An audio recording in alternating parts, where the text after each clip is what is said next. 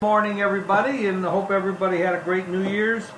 And Hank, I know you had a great season and maybe a little bump in the road yesterday, but you've had a great season.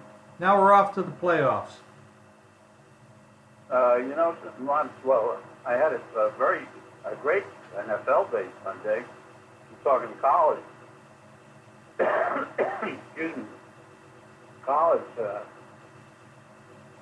Monday I had a terrific day. Yesterday I had the last game, but I had Texas. I love that quarterback. But Ohio State really cost me big time. That was my big game of the day. In fact, I told Mike that he asked me for my best play yesterday, and I told him it was Ohio State. Well, it was just one of those bad beats. It was terrible the way that game ended. What did you think of the LSU game at UCF? I thought UCF was a little bit outclassed, and they still came back.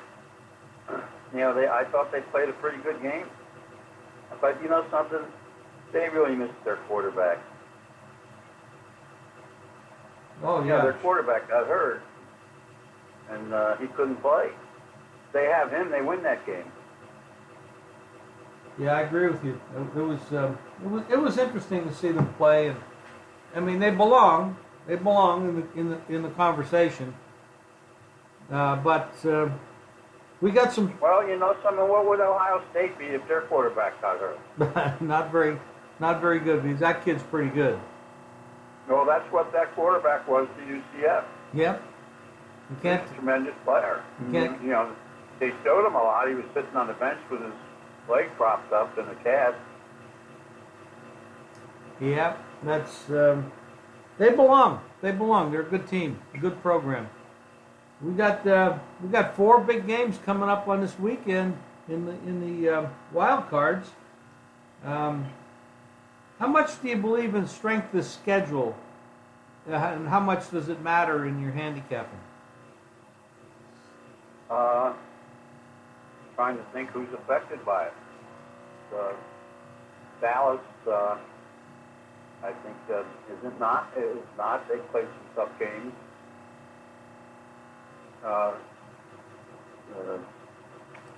Seattle, their schedule may not have been as tough as everybody else's. But they were tested.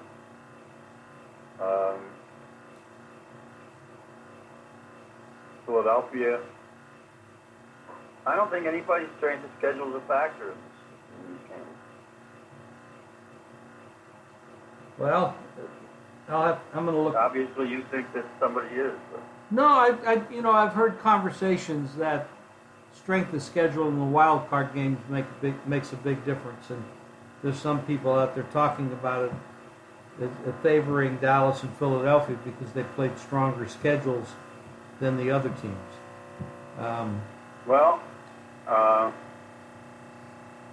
The Bears. I mean, they played Minnesota twice. They played Green Bay when Green Bay was supposed to be somebody. They played the Rams. Who else you want them to play? Well, that's it. If you have a league full of half the teams that are no good at all, and then you play 3 or 4 games against tough opponents, then you do well.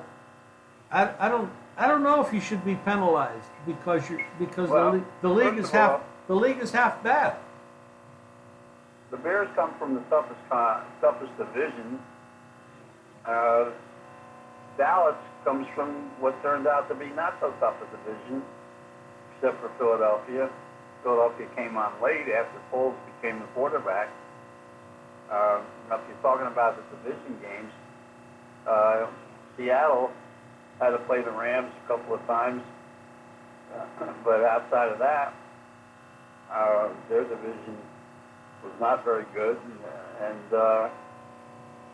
maybe Seattle, you could say, didn't play the most difficult of schedules because of the division, but they played the Rams twice.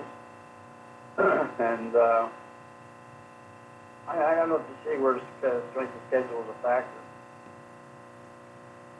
You know, in the day when there was a lot of parity, you didn't have the Arizonas, the terrible teams like Cincinnati and Arizona and people like that.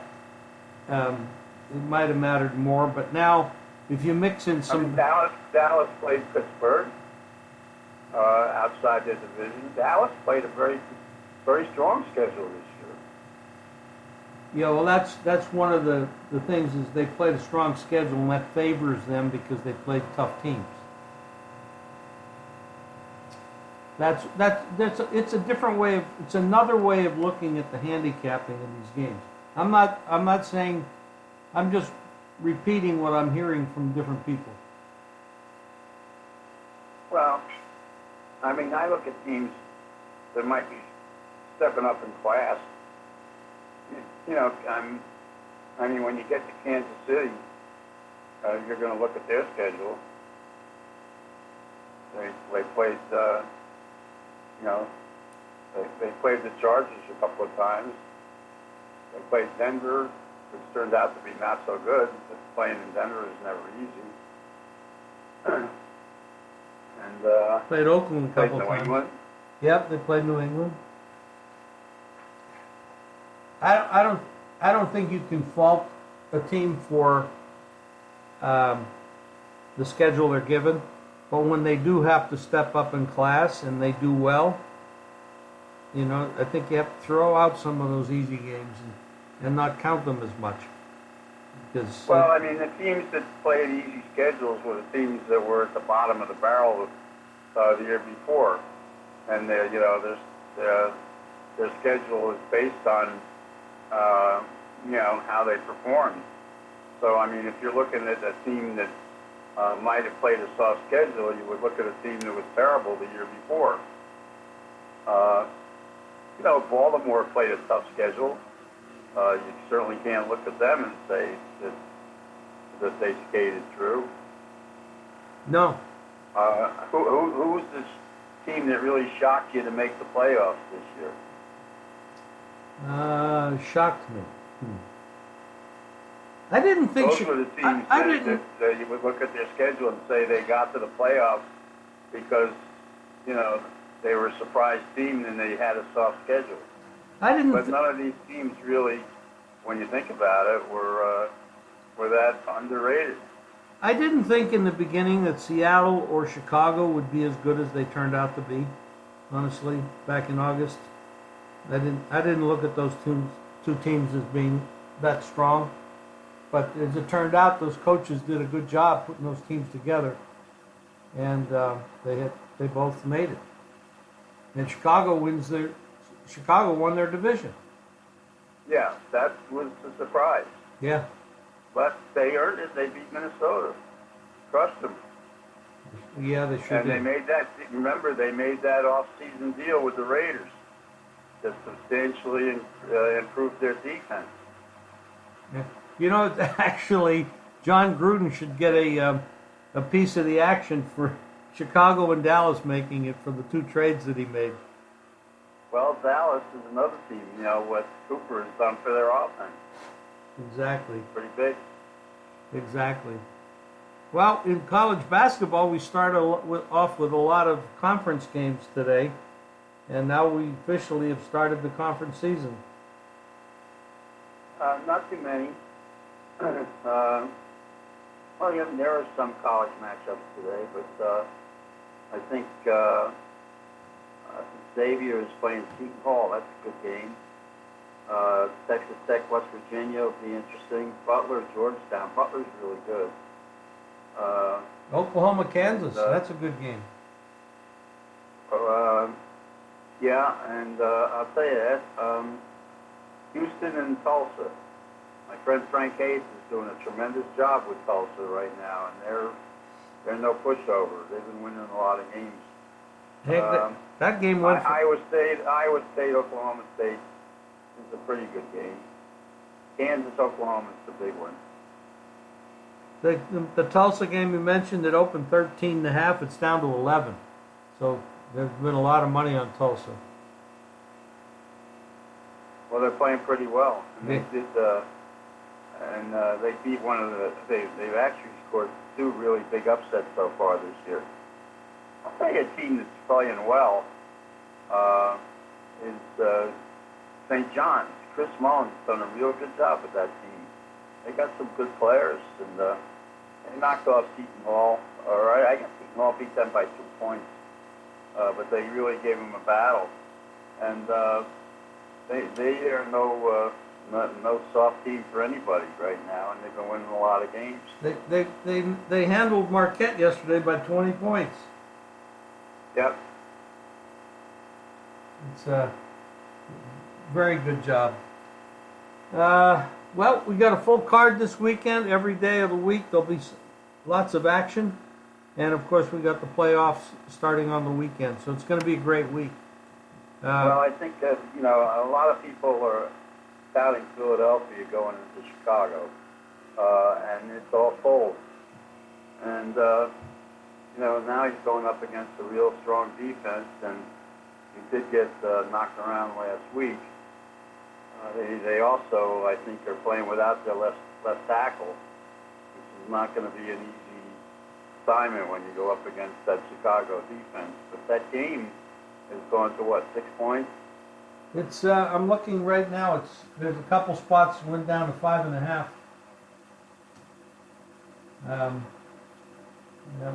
Let me check all the lines right this moment. It's actually most of the places are 5.5, and there's still a lot of 6s as well. So you can get 5.5 or 6. I'll tell you something about the Chargers. Phillip Rivers has played 2 bad games in a row. 2 weeks ago, they got beat, and he was pretty bad.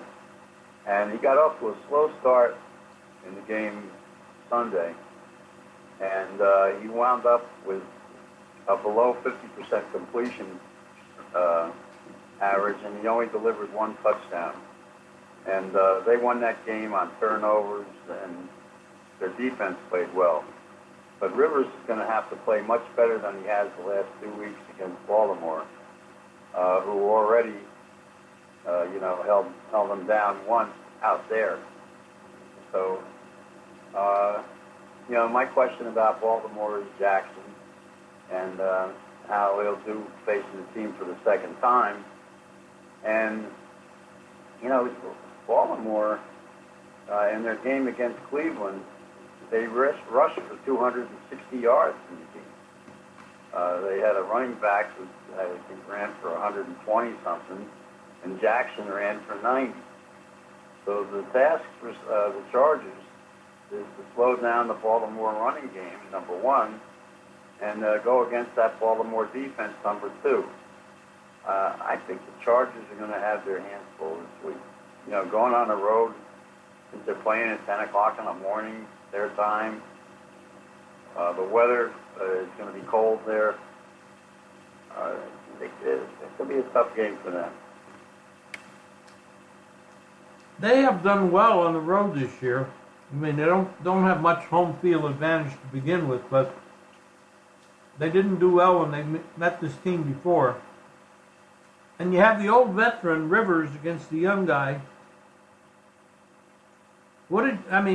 Cleveland. I just pointed out that Rivers has had back-to-back bad games, and he has problems. He's a little bit like the Minnesota quarterback. Prime time, he makes big mistakes. Forces it. Yeah, that's going to be a hell of a game. Rematch 2 weeks ago, where the Ravens just handled them very easily in L.A. So that's a tremendous rematch in 2 weeks. And we have 3 of the games are rematches from earlier. The only ones that hadn't played this year are Philadelphia and Chicago. Well, think that Dallas has a big edge. You know, they've got a very good home record. Their home playoff record has been pretty decent over the years. Ezekiel got a rest last week. He should be ready to go. If you look at the numbers that Prescott put up against the Giants, he threw for over 400 yards and 4 touchdowns. I guess that's the kind of effort they've been looking for from him. And you know, he's got good receivers to throw to.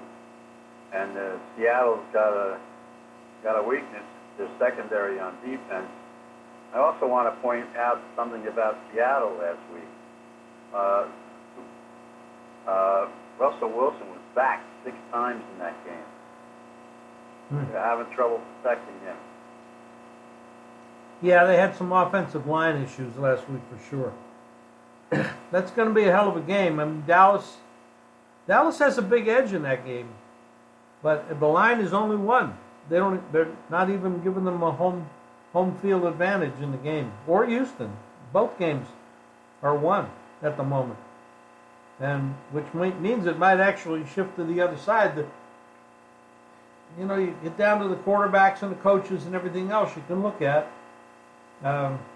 This is going to be a hell of a week. I think all 4 games are going to be very, very good. Very interesting. Great battles. Hank, Dallas defense is, I don't know if Van Der Esch is going to be able to go or not. He got hurt last week, and he'd be a big loss to defense if he can't play. Yeah, big loss. I mean, they do have Sean Lee there, and who's been a good player for most of his career, except he gets hurt a lot. But Van Der Esch has been amazing. Hank will come back at this again on Friday and take a closer look as we get closer to game time. Okay. All right, everybody out there, go to jimfeist.com for Hank's Plays in Mind. We've got basketball, football covered each and every day. Thank you, everybody.